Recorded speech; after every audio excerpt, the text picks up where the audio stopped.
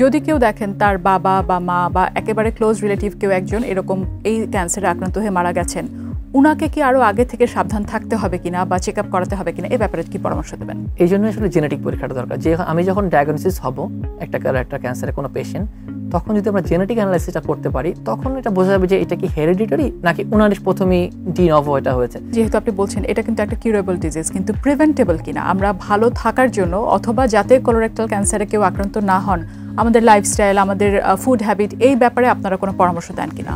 এখানে কয়েকটি পরামর্শ খুব গুরুত্বপূর্ণ। একটা হচ্ছে যে স্মোকিং অ্যান্ড অ্যালকোহল যদি কেউ থাকে, এটাকে স্টপ করতে হবে। স্মোকিং অ্যালকোহল এটা directly related to colorectal cancer, number 1।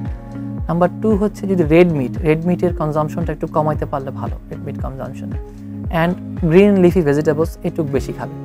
এই তিনটা একদম মানে বটম লাইন ধরে, এছাড়া আপনি হেলদি ফুড, অ্যাডাল্টারেশনটা বন্ধ রাখা যদি পসিবল হয় সেই ক্ষেত্রে। সুইট ড্রপসের সৌজন্যে স্বাস্থ্য বিষয়ক অনুষ্ঠান হেলদি লিভিং, অতিথি ডক্টর মীর রাশেক আলম ওভি, আবাসিক সার্জন, ঢাকা মেডিকেল কলেজ হাসপাতাল। বিষয় কোলোরেক্টাল ক্যান্সার। দেখবেন 29 আগস্ট শুক্রবার বেলা 11টা 30 মিনিটে শুধুমাত্র এটিএন নিউজে।